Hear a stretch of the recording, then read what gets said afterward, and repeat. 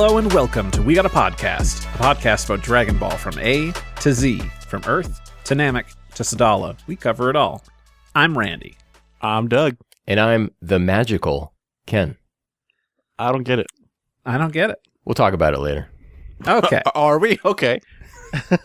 We're the world's strongest under the heavens trio de dangers here every other week to talk your ear off about fights, goofs, and everything else in the Dragon Ball cosmos. Doug, how are you doing, man? I'm doing good, man. What is new? I don't know. What new figure did I get recently, Ken? Did you get your Frieza yet? Third form? I did get my Frieza. Yeah, third go. form. Yeah. He's up in the corner now, next to the second form. Love him. There's like a box, a lot of plastic and cardboard between them because you don't open your figures. I don't open them because I don't have anywhere to open them. Where am I going to open the figures? But yeah, life is good. On your new desk that you got, because you got all the space now. On my desk? I don't think so. If you see, it's all full of Pokemon cards. It's all full of random, just empty packs that I've already opened. He was just flashing all of his sweet swag there, so don't mind him. I got the Squirtle. I got the full art Squirtle, if anyone knows what that is out there. I full art Squirtle? Yeah, that doesn't make sense to you? No. The people in the Pokemon know what that is, the full art, super secret rare Squirtle. They know what that is. Well, I'm sure there are people out there whose pants are a little tighter hearing that you've got a full art Squirtle. Ken, what's new with you? So we've been playing a lot of Minecraft. Doug and I have. Yeah. We haven't been wasting any content. Don't worry, we're not talking about Dragon Ball. And I have not been playing Mortal 1 Combat, but I have been watching all of the cutscenes about halfway through the story. I do not like the way NetherRealm games play. I think they're slow and stilted, but they're the best cutscenes in the business. Really? Which is insane. And it's just fun to watch. It's a really interesting story, and I like it. I've always liked that universe. I remember you said it was good for not even just the video game, but just a good story in general. Is that right? Yeah, it's an interesting story. It's not going to win awards, but it's not Scorsese worthy or whatever. But the quality of the cutscenes is just remarkable and cool. Really blows me away. I might have to check that out. I mean, I do love seeing the fatalities lined up together to see them, and they look awesome. So maybe the story too. They look pretty cool. Yeah, Randy, what have you been up to? Me, a little this that. That's a phrase. Just a lot of gaming stuff. I mean, had new Resident Evil 4 DLC last week. Gobbled that up real fast. That was a good time. What is it, the Ava Wong stories? Ada, yes. Separate Ways, which was a story mode introduced in the PlayStation 2 version of the game. And now it's finally made its way to the modern remake and added a whole bunch of new costumes and weapons. It's just... I can never get into the Resident Evil games. I'm just too much of a scaredy cat to play them. And ever since I got PSVR, everyone totes how great that it is, and I'm like, it's great if you like horror, but I don't like horror. Like everyone always loves the horror games, but I'm like, no, just give me Fruit Ninja or something like that. But I play Beat Saber. But yeah, let me ask you. 4 is more. Oh, go ahead. I was going to ask you a quick question. Do you think they're going to remake 5, or they're going to split the timeline and go somewhere else? Well, do you mean they're going to continue and do 9? No. 4 remake will go into something that was not Resident Evil 5 and take a new direction. No, they're absolutely going to do 5. There was a shot in the ending where they showed a lady from 5 there and another shot of a location from 5. I'm like, yep, they're up to it. Okay. It'd be nice to see them tackle Code Veronica at some point, because that game could use a remake. Or Zero, right? Zero's just plain bad. Well, they could make it good. That's true. I mean, but that's why I say Code Veronica, because I don't think that one could use some sprucing up as well, and it has a loving fan base for it. And then, but yeah, Resident Evil, good times. And then this week we got Sonic Frontiers DLC. So I'm eating good. They made DLC for that game? Yeah, it's free. It's going to be new, an added extended ending, and some other story stuff. More awesome music. And more playable characters. Now you can play as Tails and Knuckles and Amy. It'll be good times. Cool. Yeah, so I mean, that's what I got. It's nothing too exciting, but it's video game season now, boys. So. No, It's always video game season for you. What do you mean? October 20th is when video game season starts for me. What is that? Mario Wonder, baby. And for some people, that comes out that soon. Spider-Man 2, but I mean, come I on, thought you the were real gonna say game we're Spider-Man. going to be... No, Spider-Man can wait. Spider-Man's $70, dude. It can wait. Mario Wonder, here we go. No, why? I Just a hate. few days before then, we got Sonic Superstars, and That a does few look days, good. A few days after that, I'm sorry, I already put money down, and I know it's not going to be a fantastic product, but Metal Gear Solid Master Collection Volume 1, I already grabbed it. I'm excited. Why wouldn't that be a good collection? It's not going to be it's a whole lot of things. Now, did you get it on Okay. PC? Yeah, I did. Okay, so the modding community is going to attack that game. They got me. So, yeah. They got me covered. I mean, it also includes a whole bunch of other cool stuff, like the video graphic novels and stuff, which, I'm excited. That'll be neat to experience. You're a total nerd for that. Well, you want true. to total nerd is what I'm going to do, which is probably purchase the game on PC, like Randy, and then also purchase it so I can have a physical version to go on my Metal Gear shelf back here Yeah, with all my other copies. I so, understand that too well. Yeah.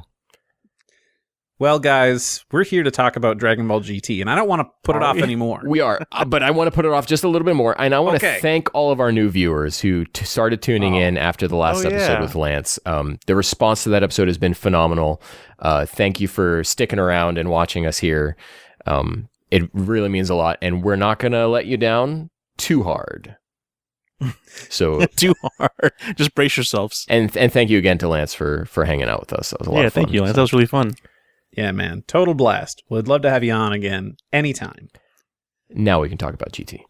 Now we can talk about it. So we're back on our bullshit. Our Dragon Ball GT retrospective of auspiciosity, where we're talking about GT a few episodes at a time here or there. And first, in case you haven't been watching along and you need to know what's going on over there in Dragon Ball GT, well, I got you covered. Emperor Pilaf, using the Black Star Dragon Balls, accidentally wishes to turn Son Goku into a child. After the wish, the Dragon Balls scatter across the galaxy and must be returned to Earth within 1 year, or else the planet will explode. Goku and the others return to Earth triumphant, having gathered the Dragon Balls scattered in space. However, Earth has fallen under Baby's evil hand. They stand alone to stop Baby's sinister ambition and to save the people of the Earth. So, this time, we're covering episodes 28 to 31, and those aired between November 13th, 1996, and December 11th, 1996. All right, so you know what I'm going to say. Big picture. Where Big we at, picture. boys? Doug, what are you feeling? I'm guessing you just watched them 20 minutes ago. Yeah, well, I do that because my memory is so bad. If I don't watch them, I'm not going to remember anything about it. Fair. But just saying that, I wish I didn't remember any of this because I didn't like it that much. Oh. I'll say there's some that I liked, and some I really didn't. So, it's a mixed bag. Okay. Well, then I'll be the other end of the spectrum. I've watched this set of episodes twice. Why? Well, I watched them originally because, plans to have Lance come on kind of happened last second. So I had already watched those episodes by then. And of course, Right. so much time has passed and I was not going to remember it by here. So what I was going to do is I was going to watch these episodes dubbed, just put them on in the background with Mark Menza and everything, just to for laughs. But then I found myself getting into it, and then I couldn't stand the dub anymore, so I switched it back to Japanese. And instead of watching these 4 episodes passively, I watched them again in Japanese and had a great time. So I like these episodes so much, I watched them earnestly twice. Incredible. I don't know how you did it, but if anyone can do it, you can. I will say it was a lot better the second time. Really? Yeah. Interesting. I guess when you know what to expect, you can kind of keep your expectations in check. So it's... Yeah. Well, let's start off here with episode 28, which is Goku Returns. All of Earth is my enemy? Victorious in their hunt for the Dragon Balls, the ultimate Dragon Balls, Goku, Pan, and Trunks return to Earth and deliver them to Dende to be resealed. They descend back home, but find that all of their friends and loved ones seem to be extremely hostile. With the exception of the ever-mindful Mr. Satan and Boo, Baby has indeed succeeded in taking over the entire world. Mr. Satan, the true champ. Oh, yeah. I love that, like, his cowardice is what saved him here, and he's the only guy. He's like the one chance Earth has right now. Yep, again. He's wonderful. Been alone, him and Boo, for 2 months, and him just chilling in his big pink friend to, I do stay like how alive. much, like, how the story plays out, that time passes and we don't see it, but like 2 months have changed, and let's see what's happening now, and Baby has taken over. It's an awesome way to tell the story. So this episode starts off with us going to God's temple, and right from the start, man, Dende looks evil. I'm like, did they just forget how to draw him? Because his eyes are supposed to have like more of a ridge, kind of like bending, so he looks happier and he's more smiley. But they drew him like straight Piccolo, which makes him look evil. Yeah, especially the way he just looks up all menacingly. Yeah. But Popo, God bless him, still looks like Popo. Yeah. They didn't change him at all. They didn't give him like they didn't like draw little lines on him and make him look angry. He's just regular Popo. I thought that this was Pan at her like worst. Oh, why? Where I want all the credit for getting all the Dragon Balls. No, not that. I mean, her saying like, let's That immediately too, though. use these to wish my grandfather back to his older body. That I wonder about, because I feel like this discussion should have happened on their trip back home, or like throughout the entire trip. Like, is Goku going to use it, or is Goku not going to use it? Because then we have to do this again for another year. But no, it's just like, let's decide it now that I'm about to hand over the balls. Right. But I feel like maybe Goku had already decided at that point, and it's just trying to convince Pan, like, hey, this is what we're going to do,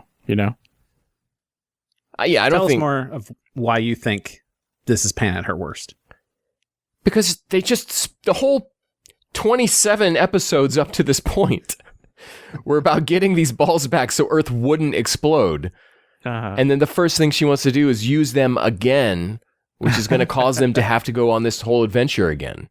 Right, but I mean that's another. They reset, so they're good. The Earth is good for another year.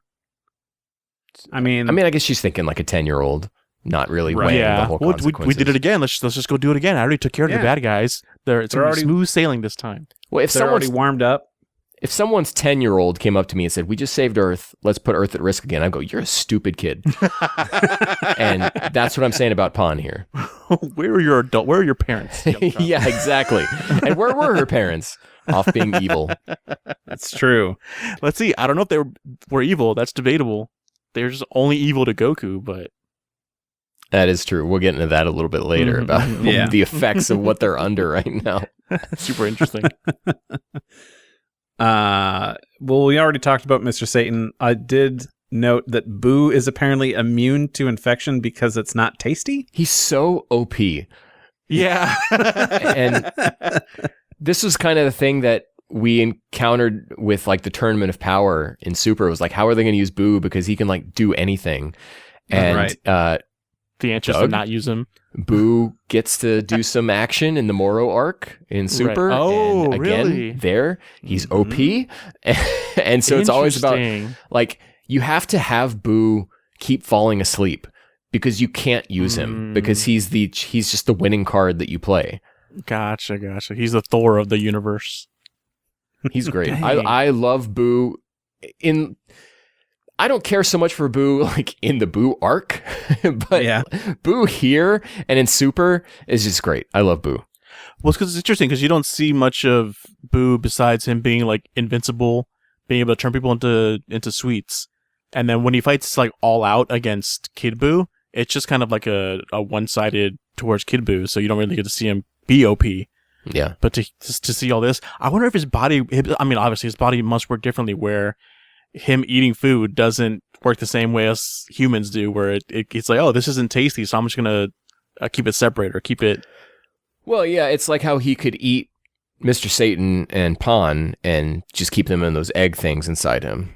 Yeah. Why didn't he transform into a quasi-Satan and quasi-Pan?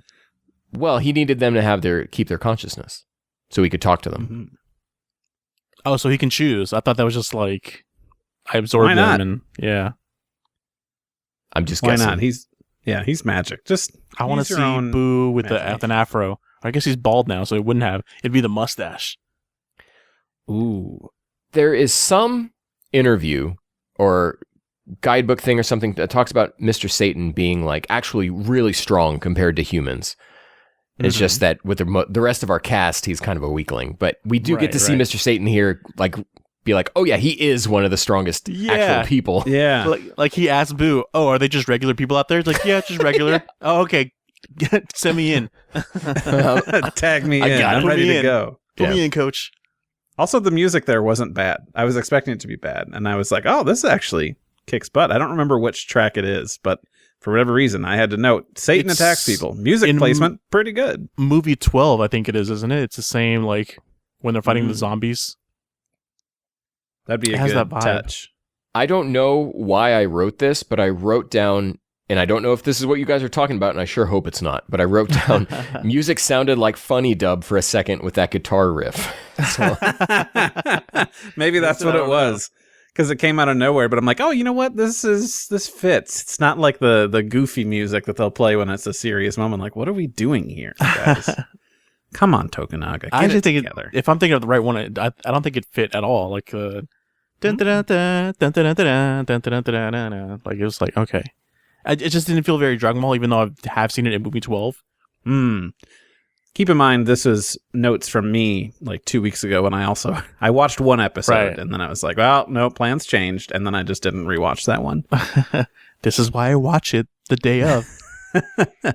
I'm trying to remember here. Vegeta's there. He looks normal. He no longer has silver hair and like lines on his face or anything like that, which I guess he can just control his appearance, which is handy. He can also control his voice, as we saw both when he was Goten and Gohan for a second, I think. And then, here is Vegeta. So he can control his voice, so yeah, he can control his look. Makes sense. Nothing wrong there. Giru attacks Baby to save Trunks. I don't remember this, but I wrote it down. Yeah, he shoots those two missiles and then out of his chesticles. Yeah, and then Baby puts his hand out and like blocks him right away. Or no, it hits him and he's like, "What the heck was that?" He like dusts it off, and then Giru tries again and then blasts him off. And I guess that was a moment that Lance was talking about last time, where they write him out of the story. They're like, "We need to get Giru out of here," and so he just hits the wall and he's done. Which is sad because he's kind of become part of the crew, and now he's just kind of relegated to being junk on a floor. It's supposed to be implied that he's like dead or whatever, right? I don't know. Right. I don't know if I got that out of that, but because later I got hit up against the wall too much, that it's just like, oh, you gotta like for this show, you gotta supposed to tell me that they're dead, otherwise I'm not gonna know if they're dead or not. Yeah, there's like an episode or two later where Pan shows up and puts him in the backpack. So it's like we should have seen mangled up Giru, but we just see like the scarf or whatever over him and show me the blood and guts. I want to see that oil. Oh God. Baby gets to fill us in some more on his plan. Like, oh yeah, no, when I infected Trunks on Pital, I left an egg in there, so he's always kind of been on my side. So gross. Yeah, I don't like this laid a egg thing. They could have just wrote it off as he's in there always. Yeah, I think I didn't write something about that, but I did think that as well. Like, I felt like that was unnecessary for him to do that when he had Trunks there. He could have just done whatever he needed to do in that moment. We didn't need to do this whole like laid an egg and it just laid dormant for so long. Yeah, because usually it would make sense it would add elements of the story that would make more sense, but really it just didn't. You could just write it off as once Baby is in you, he can manipulate you or whatever. I think they're just trying to give characterization to Baby that he's, some sort of mastermind and like he's got machinations and plans that he's been working on since the beginning. I mean, since they revealed like, oh, I wasn't built by Mew, I built Mew and he built me. Like these weird things. Okay, here's what I wrote down. So I guess Baby was too weak to activate the egg in Trunks before, but then now that he's more powerful, he can activate it when in close proximity. Maybe not close, maybe just whenever he wants to. I feel like it was just like I wanted to rub it in Trunks' face to like see him face to face, then activate it to give him that despair. Whenever it's convenient, I think it's kind of. It is weird though, right? Like, okay, what changed? Nothing changed within Trunks, but you changed, right? So that means you like your Bluetooth activator got better range. Yeah, that's my read on it. Yeah, that's a good one. If I was Caramel Mama, that's how I would write the guidebook lore. There you go. Should we talk about the mind control ishness, or is that something we should talk about next episode? Like how I put it in for next episode, but I'll talk about it now. I don't mind because I'm curious as to what you guys think is going on, because it does feel kind of like a Loki situation in the first Avengers movie where you kind of like turn them, but they're still themselves. You know what I mean? Right. Yeah. So yeah. I think you're talking about in episode 31 when we see them all in line to go to Planet Sufu, and they're all specifically being very pleasant with each other. Yeah. They just feel like they're part of a cult now. Like, we love baby. Yeah. Nothing there where you see Kuririn for a second with 18, and there's nothing in that relationship and the way that they talk to each other and talk to Boo that makes it seem like they've been infected by anything. Everyone's just acting very normal about it, which is super weird. They only get the evil eyes whenever, like, an enemy shows up that baby doesn't like, but otherwise they're like, oh yeah, we're going on a trip, it's gonna be good, we love this guy. Even the unnecessary jab at Krillin by his wife, and just like, come on, like, what does that even mean? You're still Krillin, I guess. Like, yeah. Mm-hmm. Why did Bulma cut? I guess we'll get into that at the episode, but Bulma cuts off right there, and like she's never met Krillin before. Like, all right, everyone else is going. You gotta stay here. Can't you get special treatment for Krillin? She's very business focused. She got to move. She can only fit 100 people on the ship. And why is she should have been here sooner? Billionaire mistress, the one that's counting down from 1 to 100. She has people to do that. What is going on? That's true. She's hands. Once Trunks took control of Capsule Corp, Bulma's much more hands-on. It's true. Yeah. She misses it. So Goku comes home and he notes that people are different, but he thinks they're evil and that they might have fevers or something. Yeah, I noticed that. Let's hope Goku never gets the flu or he'll kill everyone. What's wrong with you guys? Do you have a fever? See, March 2020, what happens? Look out. Yeah. Oh my God. That's the actual end of the story there. So when we recorded our episode with Lance, I brought up specifically this stuff with Nozawa performing all 3 of the Sun Go characters.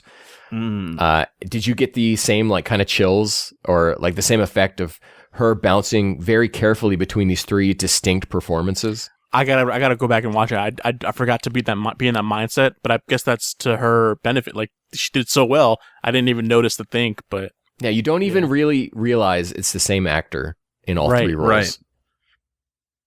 She's just that good, man. She just impresses me.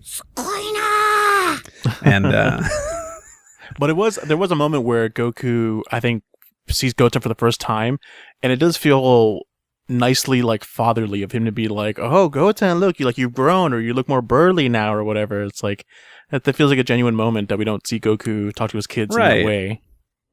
Not to say he's not a good father, but you don't see that from Goku and his kids that often.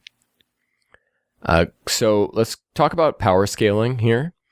Oh, of course. Let's do it. We love to do that. Kid Goku in base form can take on Super Saiyan Gohan and Super Saiyan Goten at the same time, guys. So we know they're lacking on their training. Yeah. Are they? You think Baby wouldn't be like, we got to go out, we got to pump iron, guys. We've got 2 months until Goku arrives. Yeah. I'm impressed. You got that down pretty close. I mean, pretty good. Yeah, look forward on that cat.yes website. You're going to have a custom dub where I'm going to go through all of GT and I'm going to dub myself over. I have no idea what you're talking about. Funimation's Baby. So check it out. Look forward to that. Funimation's Baby. Watch out. This episode made me hate Baby's laugh because in every single character he has that like snickering, like he knows like that like I got Goku. Yeah. Okay, Doug. It. Who's the person you hate most in the world? You don't have to say it, but just picture them. All right. Got it. Now you have permanently and forever screwed them over, and you're not going to be like, hey, every chance you get. I get it, and you're 100% right. I'm not arguing that. I'm sick of it. As if I was Goku, I'm like, I'm done hearing you laugh. Yeah, and Goku's a Chad in these episodes. It's true. He saves Pan from being killed by Gohan, which I was like, oh damn, this is intense. Like, her dad's gonna kill her.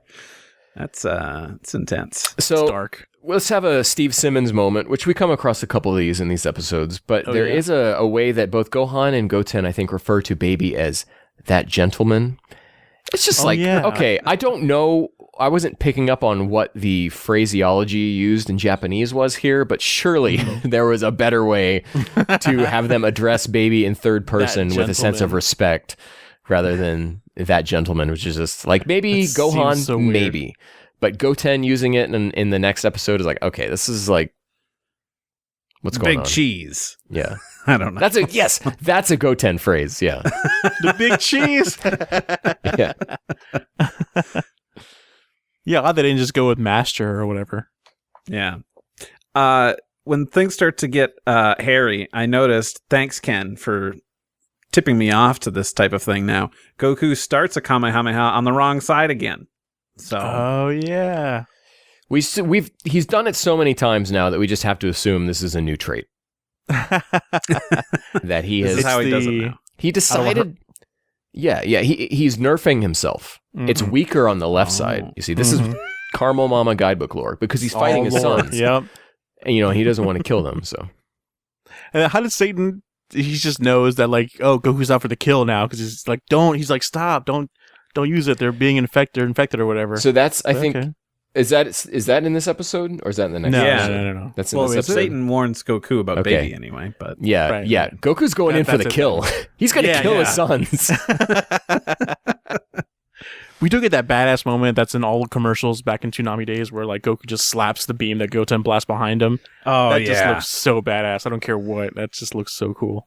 Yeah, man. GT is redeemed solely from those few frames of animation. Yeah. Not that I said it's been bad, but I forget if it was this episode or 2 episodes later, but the cinematography and that in one particular episode is just chef's kiss beautiful. Oh, I think the direction across most of this series has been stellar. Yeah. And these 4 episodes as well. Yeah. Yeah. Some of the shots in this is just remarkable. Where in the beginning where Boo spits out Mr. Satan and he's up against the sun like that. Yeah. Whatever episode that is, I think it's 2 episodes from now.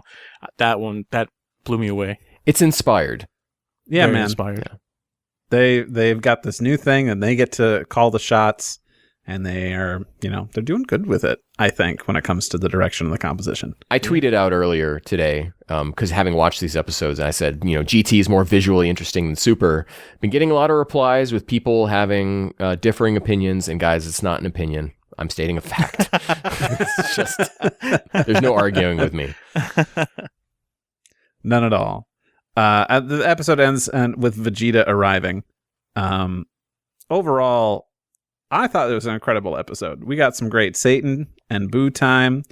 Goku having some family life stuff. The tense atmosphere of everything. The showdown with the whole Sun family. It's this is one of the episodes that I didn't dislike too much, but I think I felt almost as disappointed as Pan was to not be greeted by anyone at home. I understand why they weren't greeted, but still, it just feels really weird for them to be home after a year of searching for the Dragon Balls and then just Chi-Chi and Videl just doing dishes and just nothing. It's super weird. Some of the stuff with Pan, my wife would walk in the room and see this, and she was starting to feel really sad about the situation. Because for us, we know the stakes ultimately, but she would walk in and just why are they being so mean to her? And just to think of that from a kid's point of view is you come home one day and all of a sudden your parents turn on you. And yeah. I mean, even just watching the series for the first time, if you didn't know, it would feel like that. You'd feel sad. Why are they? She's going to need counseling for sure. Yeah.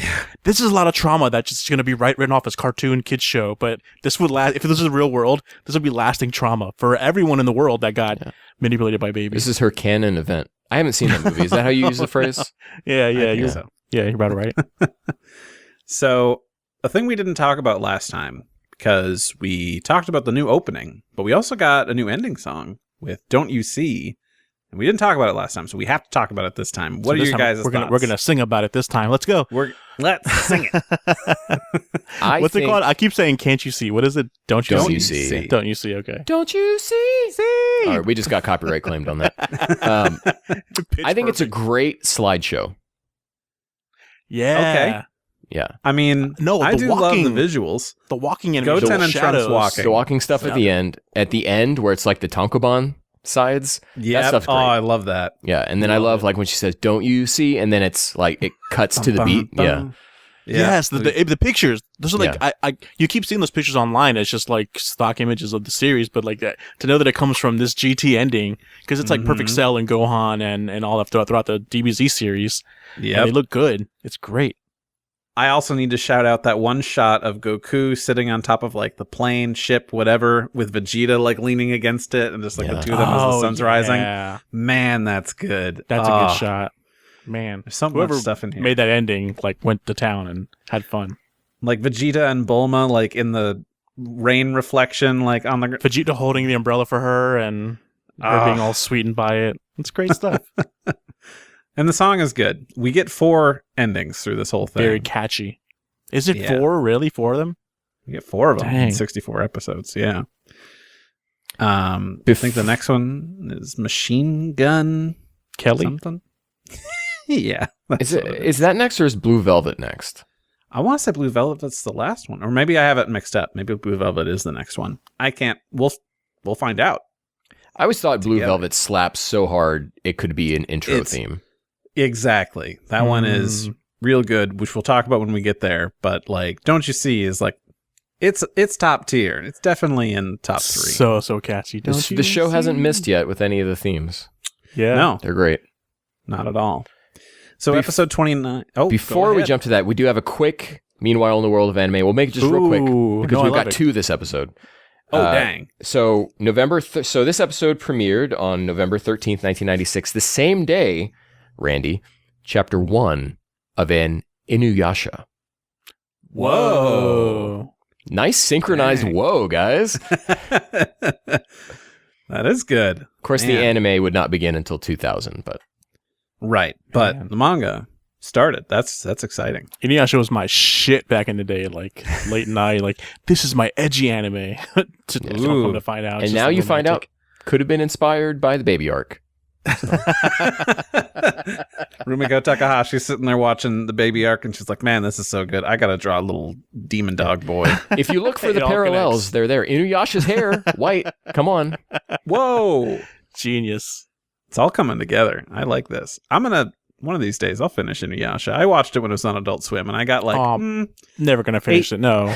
I got like 80 or 90 episodes in, and then I was like, that's enough. Yeah. Well, I mean, they would just do reruns. I'm like, we're back to the beginning again? All right, whatever. So episode 29.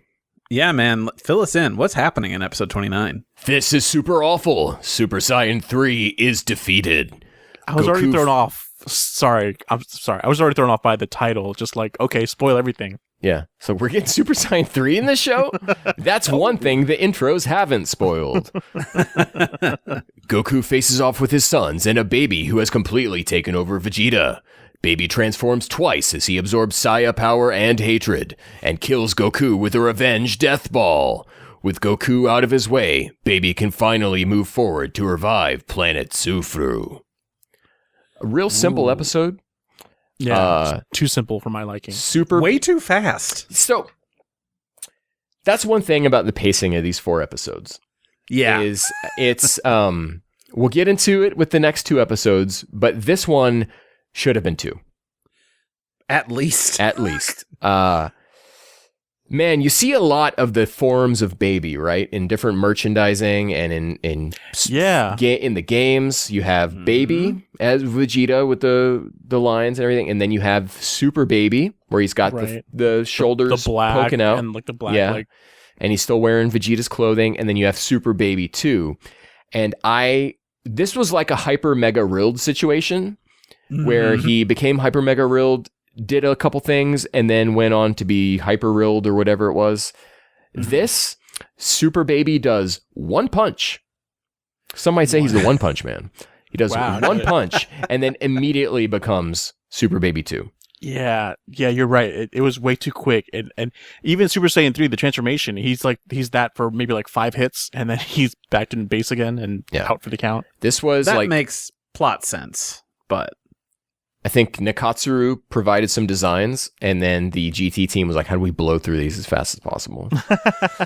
They were like, we need to choose one. And they're like, what if he's got two and we just have him in one for really short? We love this one too much. We don't want to throw it away. When I was going through the Kanzenshu animation guide, looking at some stuff for these episodes in particular, this is an Uchiyama episode, of course, and then his partner in crime, Ohara, who extremely off-model animator. But he does when you're watching one of these Last House episodes and the animation is interesting and the way it's moving is flowing, that's usually Ohara. It was just them on key animation. Just those two people for this episode. Dang. Most of these episodes have anywhere from 4 to 7 key animators. 2. Oh, two. Two. Yeah. This episode looked like poopy. It did. And only because I'm upset because I love Super Saiyan 3. And I think this is the only time we're going to see it in GT. Yeah, that's what I was so upset. It's wasted on an Uchiyama wasted. episode. And they even try building it up as he's transforming. I think it's Gohan's like, oh man, I know that pose. He's gonna do it. And it's like, which what? is so weird. There's a pose for it. Yeah, they're just charging up. What do you mean? This episode's got a couple. It's got that, and then Baby does a Big Bang attack, or so he says, but that's not the move he does. Yeah, what I have written here. That is not a Big Bang attack. LMFAO. What? I swear to God, Last House. Not holding anything back. So the first time I watched these episodes, I didn't like Baby letting Boo go. But watching it this time, I got it that Baby was just so intensely focused on killing Goku. Uh-huh. And I read it different because he says he hates fat people like Boo, so he's fat phobic. That's what it is. Oh, he said that? Okay. I didn't catch that. I took it as he wanted Goku to experience having to beat up his children or whatever. Like, no. Well, he says, I have no use for you, fatso, or something like that. Like, oh, okay, he doesn't like fat people. That's what it is. Okay, yeah, sure. No, that's not. Sure. I get it, but I get it. Yeah. Bra can fly, or is Baby's influence letting her fly? Depends where we land on how this whole egg thing works. Any of you Z-tubers out there, GT tubers, you want to do 10 minutes, get some ad revenue? Here's a good topic. Can bra fly? There you go. You're welcome. I don't need any credit. I don't want to be anywhere near it. Hearing Bulma's voice actor also charging up Saya power was so weird too. She's like, ha. It's like, is Saya power different than Ki, or is it just what a Saiyan's Ki all Saya power is Ki, not all Ki is Saya power? So, yeah, I think it's separate from Ki in the same way that really everyone having to pour their light into Goku was different than Ki, and whatever Toyotaro did in AF was different than Ki. They don't get tuckered out if they give up Saya power, because if you give up your Ki for a Genki Dama, well, they're giving up Genki, which is different, but I don't think they get tired from giving Baby Saya power. Baby's all over the place in what energy is being given to him. He's taking Saya power. He's taking hatred. He's taking hatred. Yeah, I don't understand. Baby's on another wavelength than we are. Yeah, 100%. Give me all your hatred. Before all your loves and kisses too. Oh, sorry. Quick before the Saya power thing, I just wanted to note, I know that we talked about the art looking kind of bad. There was a camera effect when Baby is blasting air right at the viewer. I don't know what they were doing for that technique, but it looked really cool and not like something we've ever seen in Dragon Ball. I'm not sure if it's a digital effect or not, but probably not. Cool. They also use it when the Revenge Death Ball hits, and it doesn't look digital. It looks like they're doing some sort of camera trick with it. Cool. Because that's shot I see in a lot of AMVs back in the day. So it's like really? It looks cool. It's like to the beat of the music too. So it looks like it's like subwoofers, like boom, boom, boom. That is great.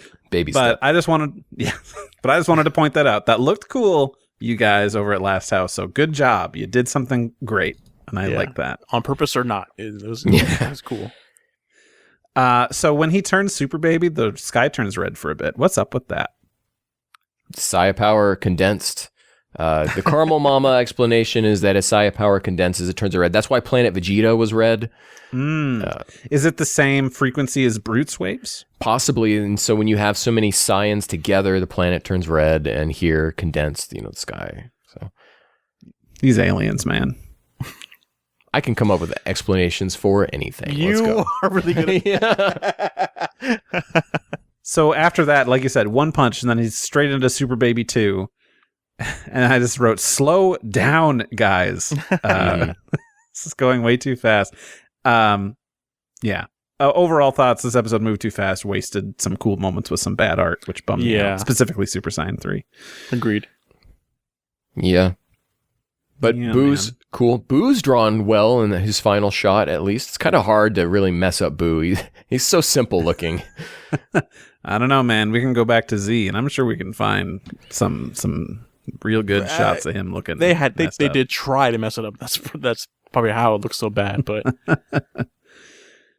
oh man, anything else before we move on to 30? No, let's get to a better drawn episode. Yeah, okay. please. Let's do it. Episode 30, Goku is annihilated. I'm dead. What a title. So the Steve Simmons version is I've gone and died, which I don't know which one I like more. They're both so Gone good. and died. Somehow, not dead, Goku awakens in the space between dimensions known as Sugoroku Space. There, he faces a series of deadly yet childish challenges as he plays a real-life board game with the gangster, Suguro. On Earth, Dende presents the Black Star Dragon Balls to Baby, who summons Shenlong to restore planet Tsufuru. Tsufuru. I have a hard time with that one. Just think fruits. I know. Tsufuru. If you need to rely on Tuffle, I won't count it. I'm not going to do that. No. Together, Baby and Bulma begin machinations to migrate Earth's entire population to Tsufuru. Oh, that one's tough. I don't like saying that word. It's hard for my mouth to say.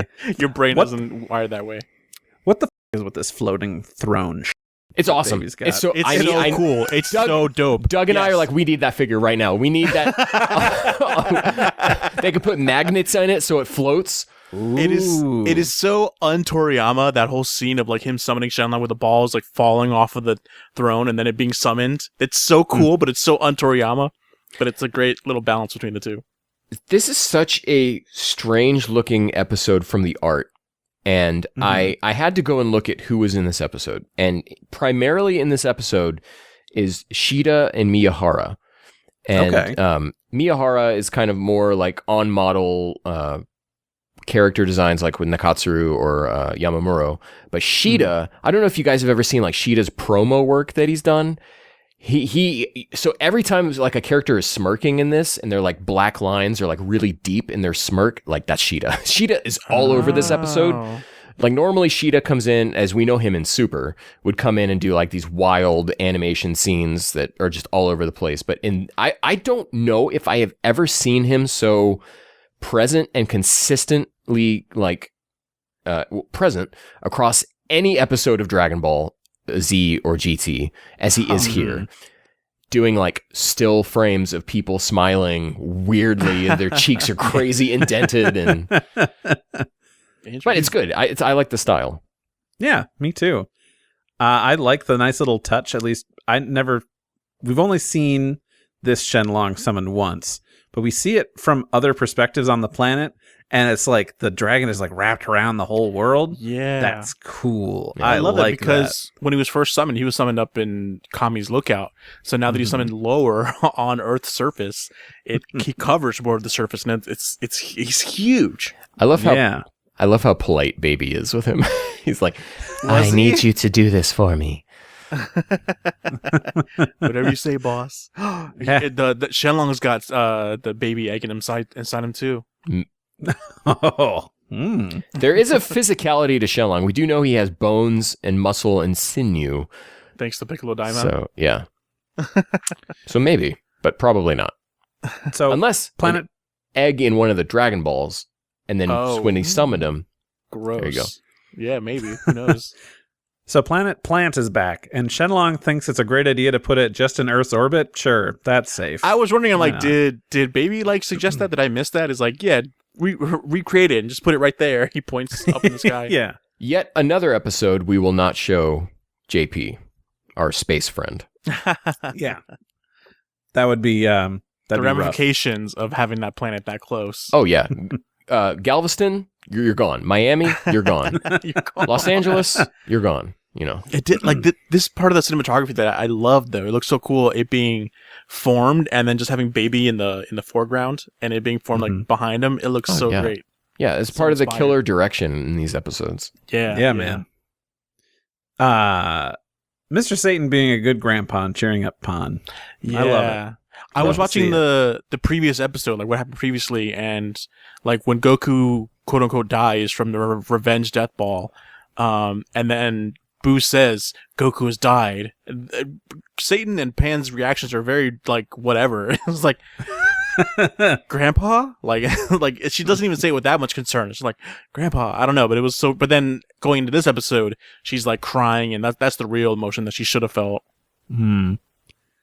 Uchiyama and Ohara didn't have time to draw that, so exactly. So Goku goes to the gambling dimension now, which is just we're just accepting that this exists. Yeah, this is where I begin to just hate everything. Well, it's an absolutely baffling way to spend what little real estate GT has.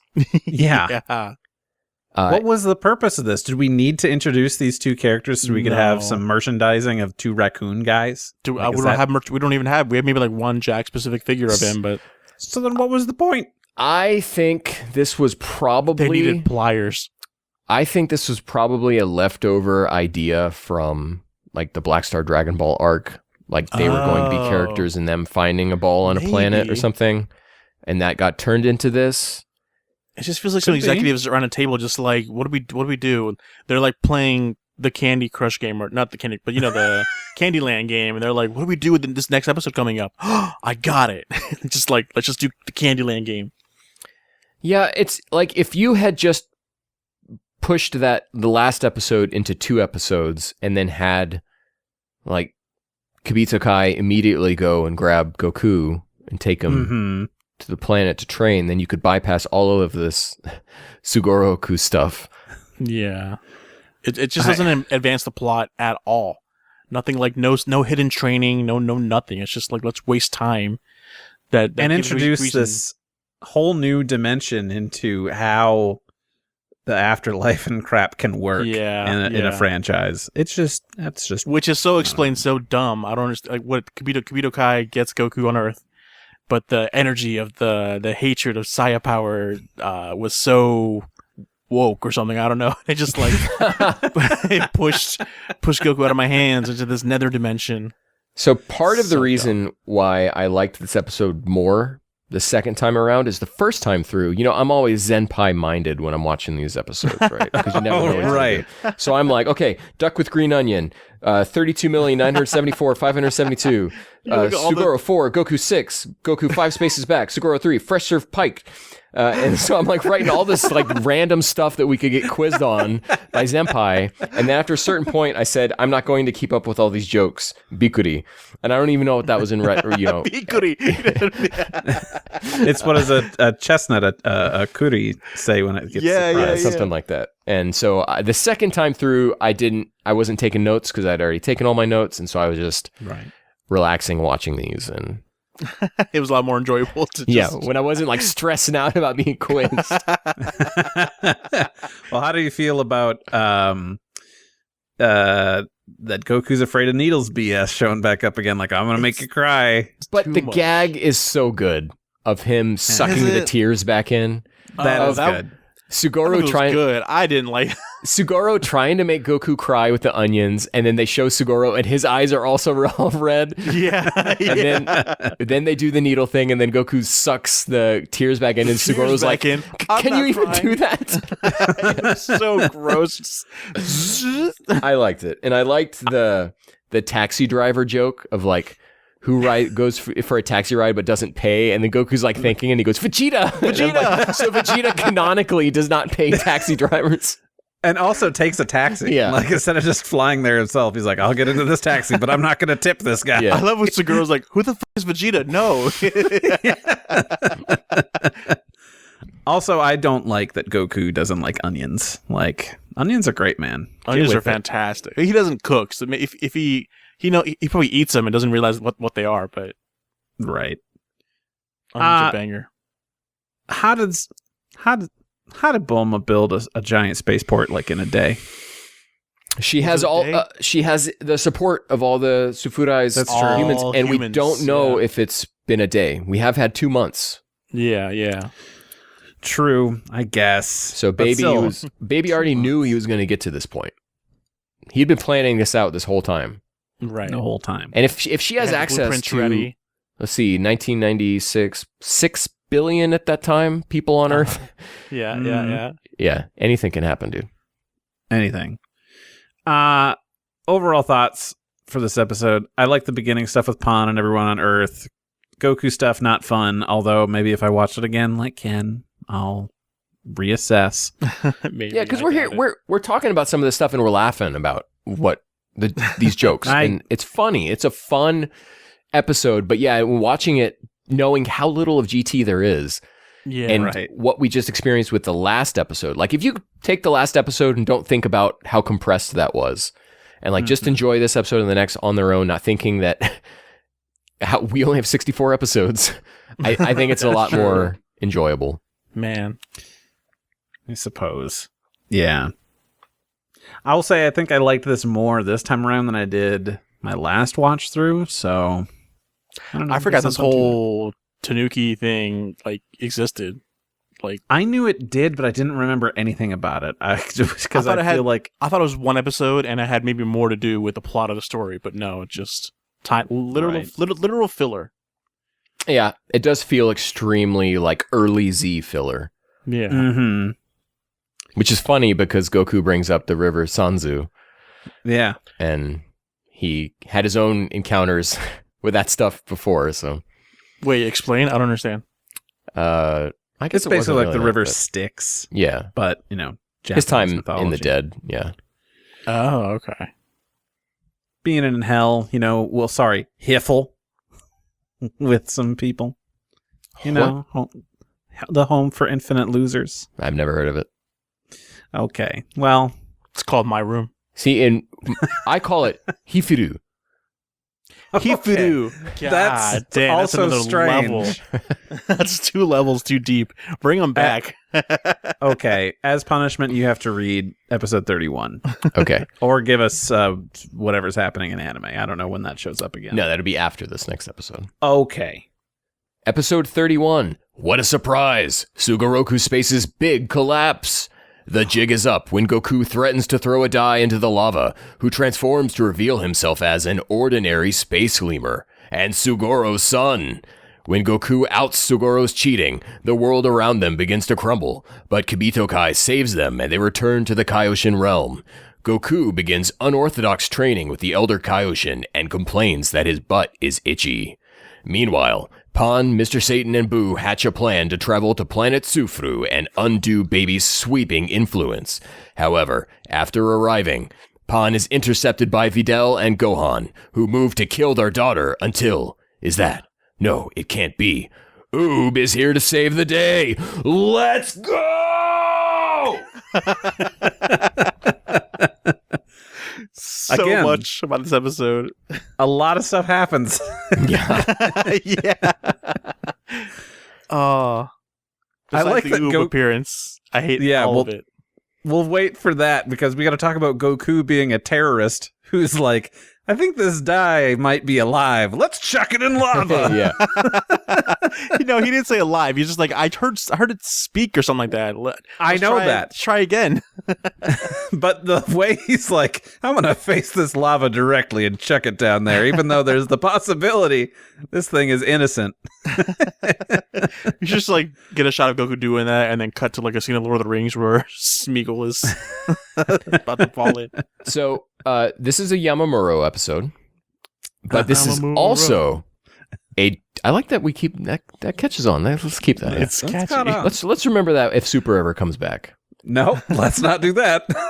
So this is the first episode with key animation provided by Doga Kobo, which literally means animation studio. Yes. But under Yamamuro's supervision, and we will come back to them later.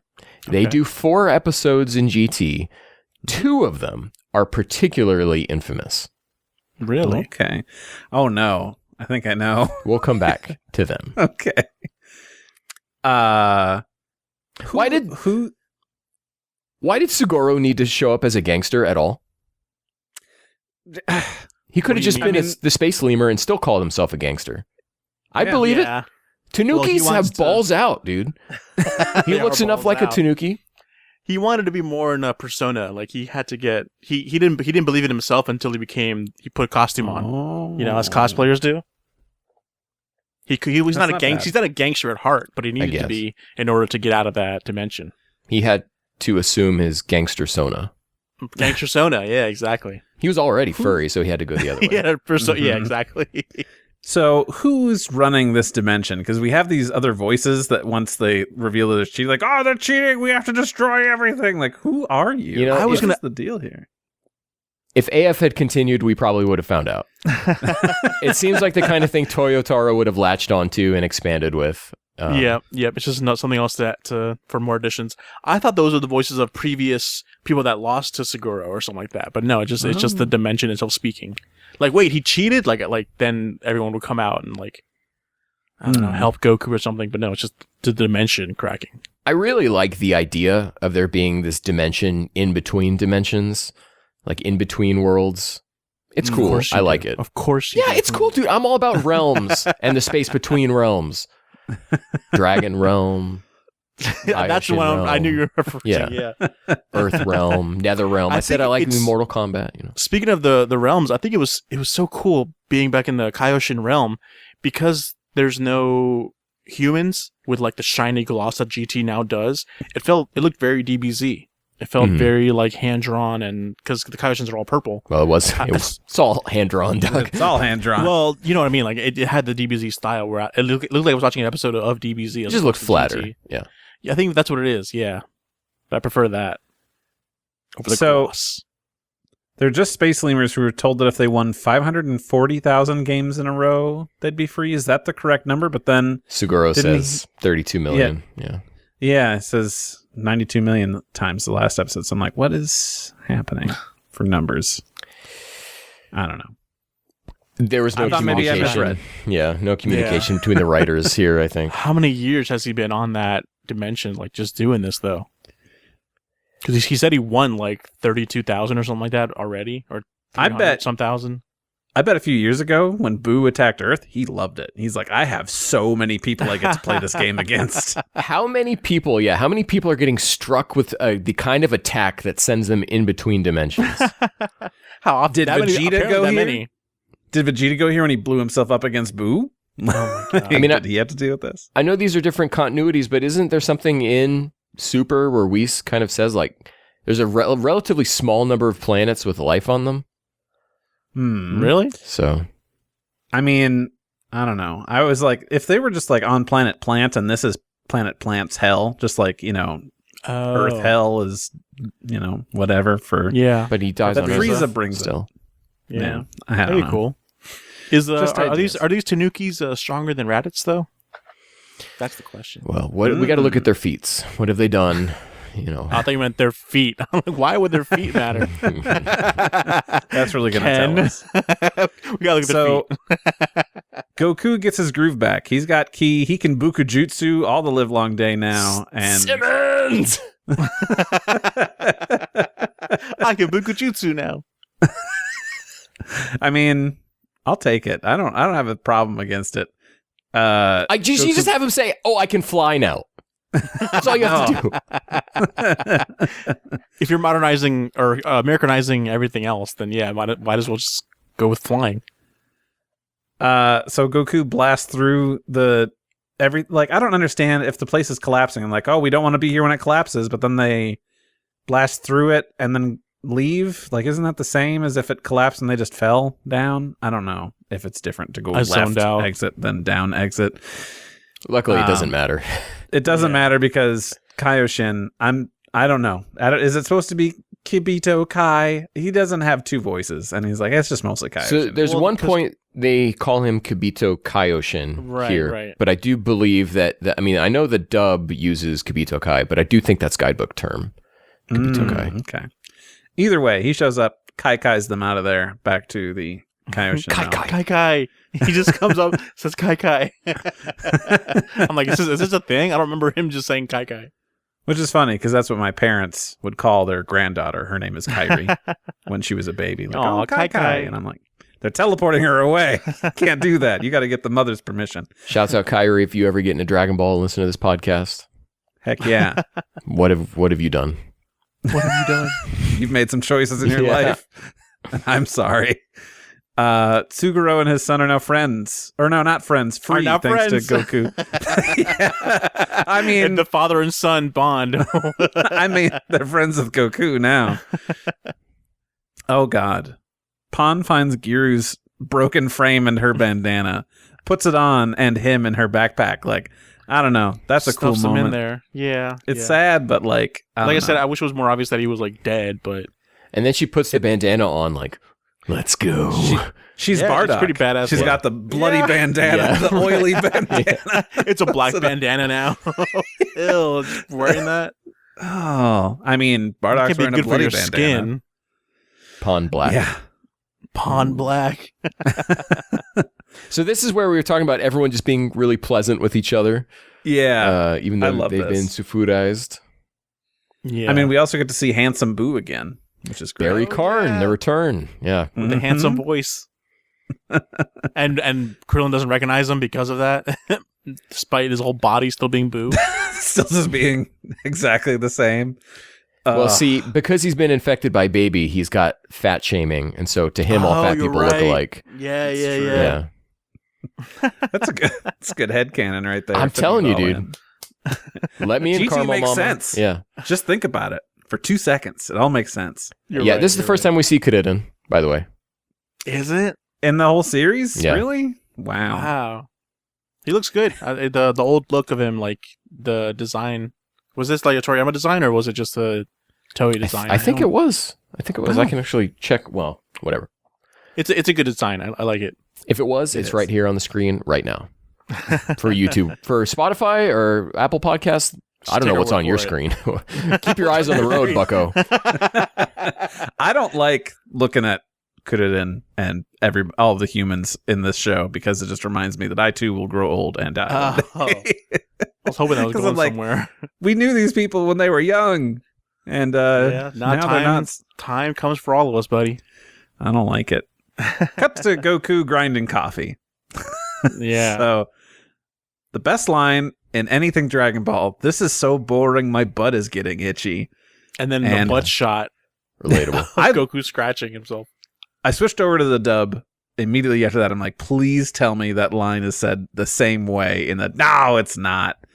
I don't even remember what it was. I was just so upset. I was probably loudly upset. People in the building were... What do you mean? What did they... I know you don't remember, but it was just different. They just didn't address his butt, or what? He just shows him scratching it's just like, oh, this is just so boring, and like, I can't remember. Yeah, okay. I don't remember. So something not as good. The little bit of the dub I watched before I screamed, "Oh God!" and turned it off was because I still had the subtitles going at the same time, so I could just see, right? Because I'm insane, so I could see like how different it was, and it was mostly the meaning was the same of what they were saying, but it was like the flavor they were adding onto everything was just like total mischaracterization for every character. Oh, really? Yeah. Dang. A lot of the jokes were very hit and miss with this episode too, with especially with the Elder Kaioshin. I think he was saying like, that's God's for you. No, he says, truly there is no God. Truly there is no God. Kibito Kai says, should we come on, no, let's not, hey, come on. Let's not go too far. Yeah. See, I say things like that. That's a good joke, but it wasn't executed well, is what I mean. It felt like it would have read better as a manga page that you just kind of brush over, but when it like kind of hangs on it in anime, it's not funny. Well, maybe it's like a classic joke in Japanese that just doesn't translate well. I don't know, maybe. You know what does translate well? Pon's brilliant plan of feeding laxatives to people. Yeah. Like, they'll poop out those eggs. Can't believe she just throws the laxative pills and it just straight into their mouths. falls in people's mouths, and they just are stuck in motion. It just falls in there, and it starts working. Are they all going to shit themselves? There's not that many bathrooms around. Mr. Satan's like, it seems to be working. It's doing something.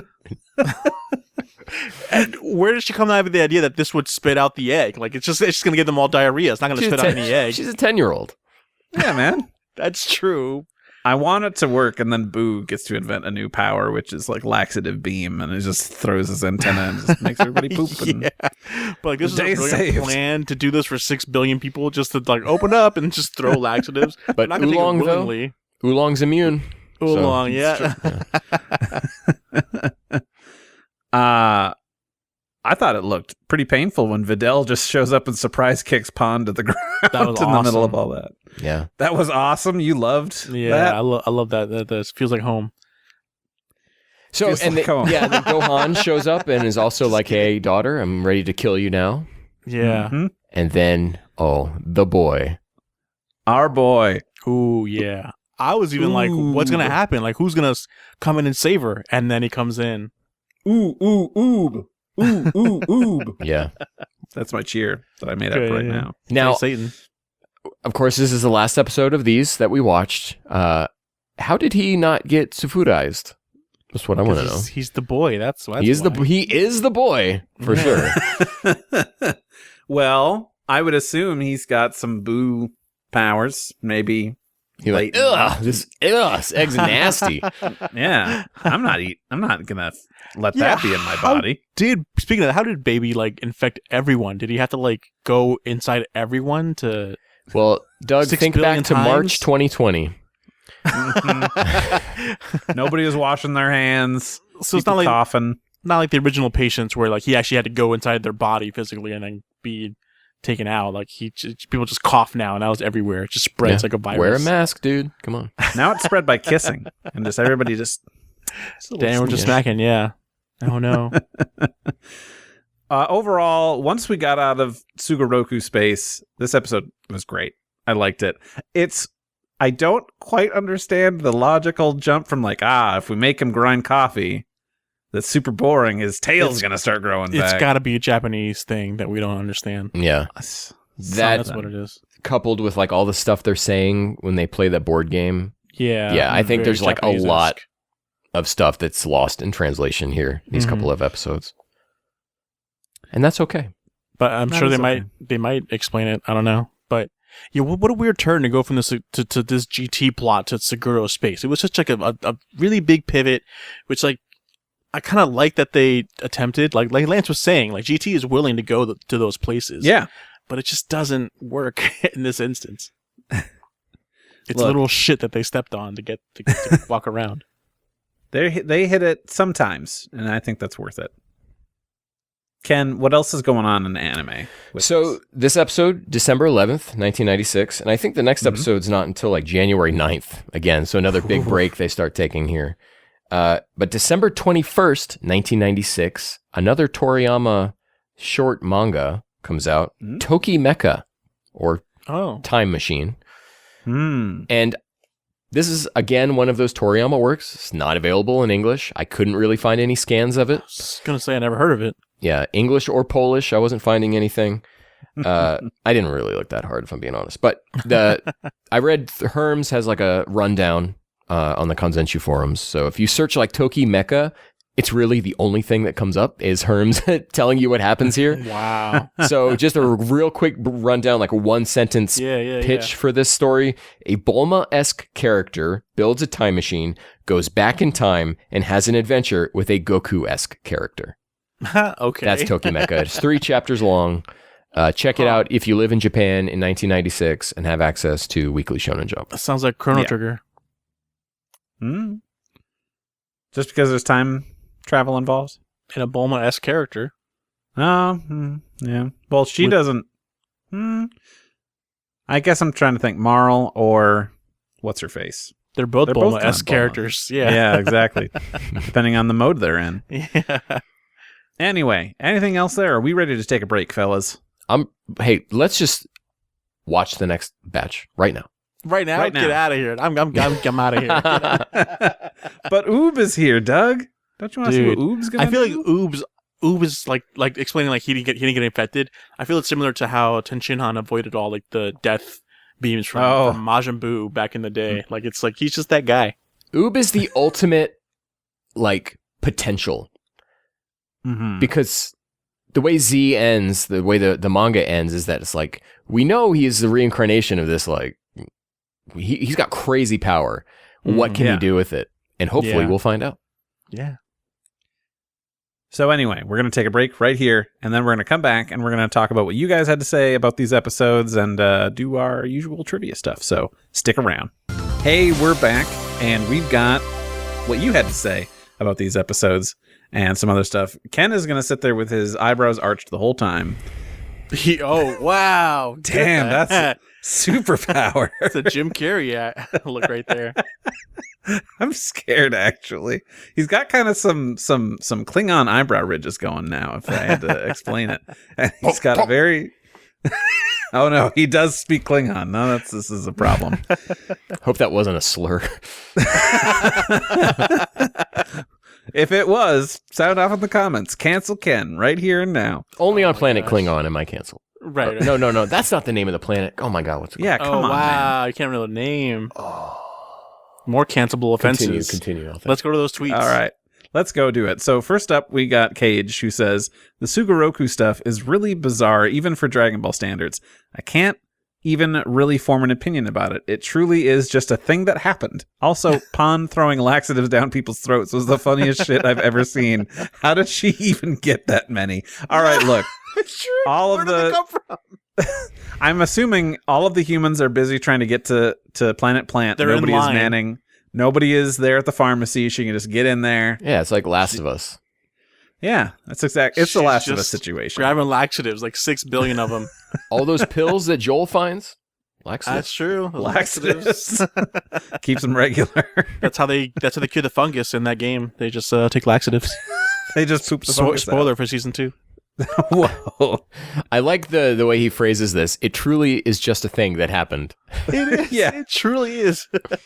Because I can't wrap my head around of why it just does. It exists. And What's then the we move saying on. at the end of the Yo Son Goku and Friends Return? Like, the only reason we don't know about it is just because it was just happened to be a separate time. They say something, but Like, just, a villain showed up a little too late. So it's just a thing that happened. Definitely won't be referenced in Battle of Gods. No. they literally chance. just got these characters so that they could have an oolong or poir character that can transform into pliers in future episodes. It's so dumb.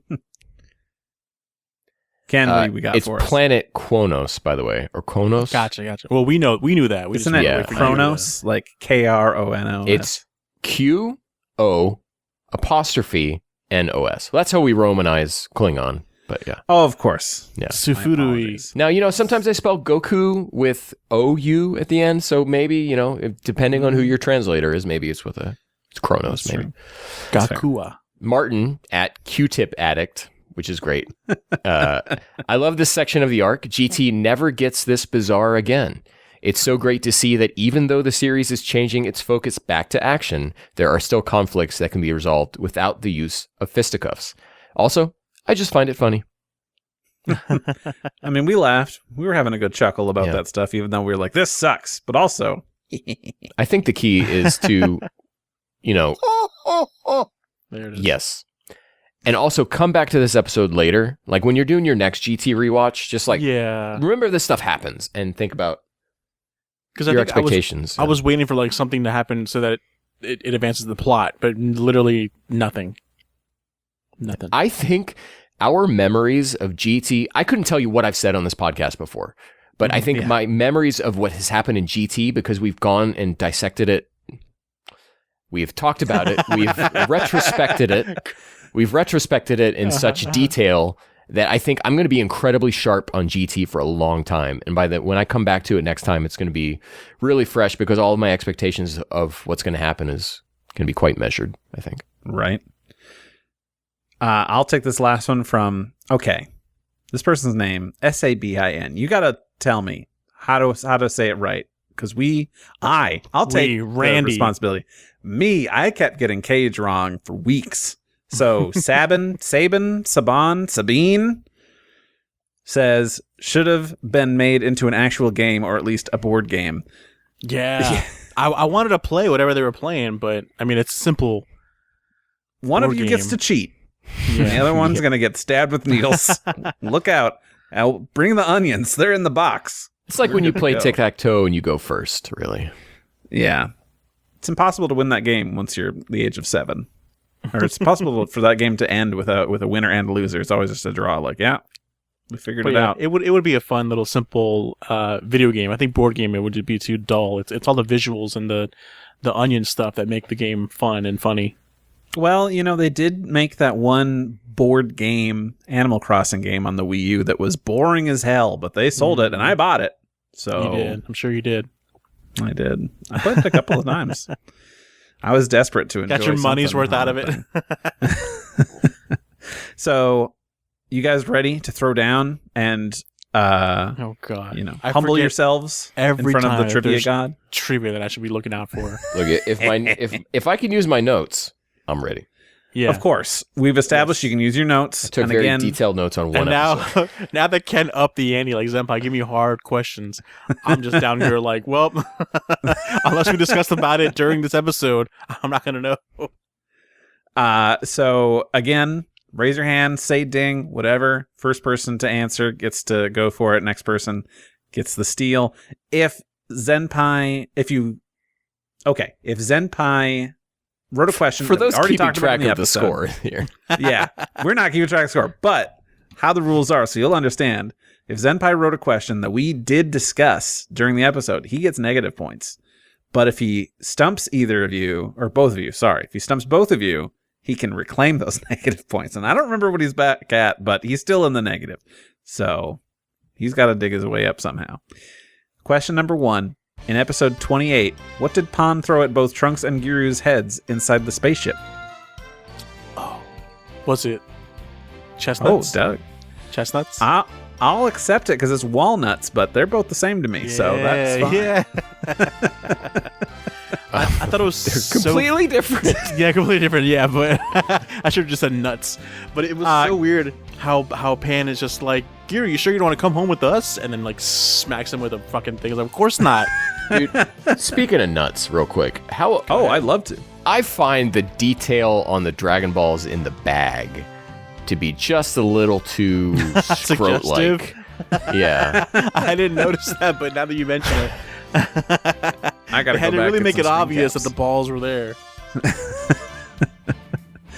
Ken, would you like to try and say that he doesn't get the point because walnuts and chestnuts are very different? These are very dire points that we're fighting over. You're the referee, man. You already said he could have it. Well, I just want to make sure that you don't feel like you've been cheated. No, I was going to say walnuts. I'm getting more friendly in my old age. So yeah. That's nice. He's more forgiving. Next question. After Frieza and Boo, Baby Vegeta ends up being the third victim of what by now is one of Goku's signature moves? Oh, sorry. I said that so weird. After Frieza and Boo, Baby Vegeta ends up being the third victim of what is by now one of Goku's signature moves. Which one? Oh. Ken. Biting.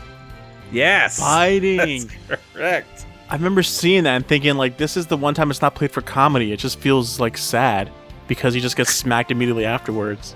Mm-hmm. But, yeah, man, he's a chronic biter. He's a biter. Look out. Mm-hmm. Question number 3. Boo has seemingly learned a new technique since his days as a villain. What is that technique? Don't know. Repeat the question again one more time. Boo has seemingly learned a new technique since his days as a villain. What is this new technique he now knows? I mean, unless you're talking about the... No, because he did do that. No, he did do that. The face morphing thing. Doug, right. You and I, we don't even have to talk anymore. We're just like... I didn't at all say what I was thinking, but you knew. 100%. Yeah. So yeah, I don't know. Are you saying that you're stumped and that Zenpai is going to get a point here? I mean, is it something to do with him isolating the egg and spitting it out? No. At least not according to Zenpai. Because that's not new. But, dang it, what does he do? There's so few of Boo. Can he feel energy, like people dying? Hey, reading key. He can sense that Goku's was gone. And apparently it's not a thing he could do before. So, Doug, you stumbled into it. Yes. Congrats. Thank you. It did seem kind of odd that Boo was the one that was like, Goku's dead. It's like, whoa. That's a good one. Yeah, that is a good one. Way to go, Zenpai. Next question. What does Sugoroku mean in Japanese? Doug, I know you got this one on lock. Where's my Daizenshuu? I gotta look it up real quick. I'll look at answer though if you notice. I'm gonna take a wild guess. Let's go for it. Ken, what's your wild guess? Because Roku is 6, and there are 6 sides on a die. Oh. So I'm gonna say 6 sides, or like die. Something die related. Well, he says, loosely translated, it means board game. But that's also what I was kind of thinking, was I'm like, oh, it's like a 6-sided die. Is this just like the word for a die? Like, this is a die game you play? I'm impressed, Ken, that you made those connections. Like, that's pretty... I would give you the point if I was a generous host. Arigato, Doug-san. Oh, what is that? In Japanese, arigato means 10 ants or something like that. What was the joke in that? Do you remember? Oh... It was trivia question number. It was riddle hold on. I've written one of the riddles stuff. Yeah, Ken's got notes. Do I have that note? It's like how many? How do ants? 10 ants gathered. What did they say? Arigato. Which means there are 10 ants. That's funny. I told you I wrote down so much stuff. Haha, funny, but funny. Like that's interesting. Funny. You know what? I want to give the point to Ken because I think he put together something pretty good there. Yeah, so I'm going to give it to you. Next question. How many times in a row has Suguro won so far? Oh my god, the 324,500. That's my number. According to what he tells Goku, 32,974,572. Million. That's exactly correct. You wrote that down. So I think, Ken, you get a point, and Zenpai loses a point, because we talked about these numbers during. So, sorry, Zenpai. So I don't actually win that point. We just take it away. We just take one from No. You exchange points. He loses one, and you took it. It's not. It's not always how it works, but okay. Yeah. We're changing rules are changing on the fly. Exactly. That's half the fun. Makes it hard for people keeping track at home.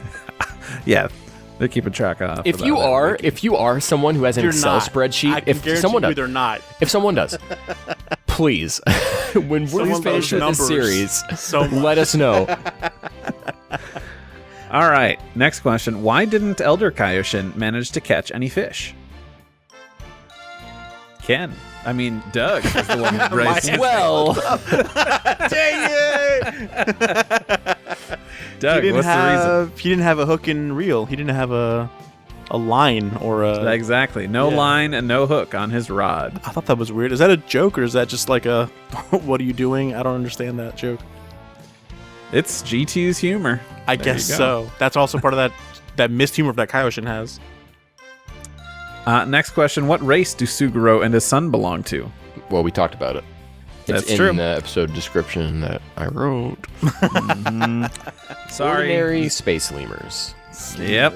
Or space tanuki. So, yeah. You got it. And Zenpai, you're out of point. Sorry. Last question. What is the name of Suguro's son? It's not revealed yet. Isn't it? It is not revealed yet. Which means Zenpai out here committing war crimes in the trivia again. Zenpai, how could you? It's against the rules. Do you happen to know it regardless? It's Sugoro Ko or something like that? It's Sukogoro. Wow. Yeah, the Ko for there's kid. A Ko in there for child. Yeah. Oh, wow. So, Sukogoro, though he does not appear in the credits until episode 32, where it is shown that he is voiced by Mayumi Tanaka. Which, the second I heard it, I'm like, oh, hey, buddy, how you doing? And isn't Sugoro voiced by Trunks? The voice actor? No, which is what I thought, but it's Ben Shimada, who's Broly. Who the hell is Ben Shimada? Broly. Yeah, Broly, and currently the voice of Kami. Yep. Oh, wow. And Demon King. And so much like Trunks. I was like, did Trunks' voice actor make a deal where he has to be in every episode, and now that Trunks is gone, you have to voice this Tanuki now? I was 100% sure. I was 100% sure that it was Takashi Kusao, but I was like, oh no, it's been Shimada. No, okay, we're just racist. The voice they give Sugoro in the dub, he talks like this. Hey guys, it's me. Yeah, like a but even in Space Lemur form. Wow, Goku. Oh yeah. Yeah, real weird. I don't like his voice and Baby's voice in the dub. It's too. You mean you don't like Baby talking like this? For the first time viewing in Japanese, hearing this Japanese voice actor's Baby is a lot more soothing, and it's more enjoyable to hear. Hit it, Randy. I was gonna hit one, but I didn't know what it was gonna be. Saya Power. Saya Power. There you go. There it is. Nice and smooth and creepy. As usual, Doug knew what I meant. Yep. I got you. That's right. You guys are on the same wavelength. Not me. I'm over here being like, I don't know, is it shitty? But no, you're gonna hit the I'm coming button. That's the one I was also thinking about doing. No coming this time. But we want to thank you, the listener / watcher, for coming. I'm coming. And we love interacting with you. Ken is uncomfortable. So we want to say thanks for listening, for watching. We love keeping you in the conversation, talking about our favorite franchise. You can hit us up on socials at We Got a Pod or wegotapod.bisky.social if you want to find us on that blue sky. Yep. You can also just email us. Keep it simple that way. You can hit us up at wegotapod@gmail.com. Yeah, thank you to Rifti Beats for letting us use his track Kakarot theme hip hop trap remix. You can find that and other great tracks by Rifti on his SoundCloud. Ken, where can the good people find you? All right, guys, this is the part of the show where we turn the lights down low. Ooh. And we get a little serious. Turn the lights down low. And we're like, hey, leave us a review. Just get up in the mic button. Just say hey. Yeah. And all you got to do is say, hey, leave a comment. Mr. Algorithm, check it out. Or Mrs. Algorithm. Mrs. Could be a mom. Let's not gender the robots. I feel like that's important. Well, I love AI. And for when they come for us, they will remember me. So you were an ally. So thanks for watching. Leave us a review, like, subscribe, bells, and whatnot. And catch ya, Mata Nader. You want to tell us where people can find you, and then Doug can tell us where people can find him? No. Okay. Bye. No. At Detective X. I've been posting some little artsies. That's what I call them. Yeah. Some artsies. Little artsies. Artsy-wartsies. Yeah. Randy, Doug, what about you? You can find me at Saber_Breaker on pretty much anything. Yep. And I'm Jabaz Doug, posting up some more Tiki-Taki shorts on the YouTube. So I appreciate everyone watching those things. So they've been doing pretty well, right, Ken? Yeah. And look, one of your newer or older ones like suddenly got a second wind. Yeah, what's up with that? Boosting up again. Dude, I don't know. I thought for a second I had the algorithm figured out, and then it flew out the window. Nope. So I don't know. It's a mystery to all of us. So just thank you for watching. Yeah. Well, we already went through the whole spiel because I got out of order. So I'm just going to say... Amateur hour. Matinator. Bye. Bye-bye. Funky ending. One for the books.